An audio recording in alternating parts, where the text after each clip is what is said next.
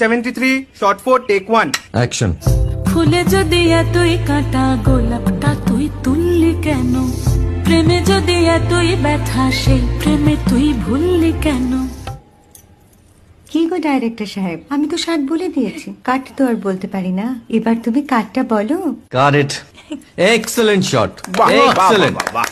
Madam আপনার সাথে একজন দেখা করতে এসেছে। নমস্কার, নমস্কার। বসুন।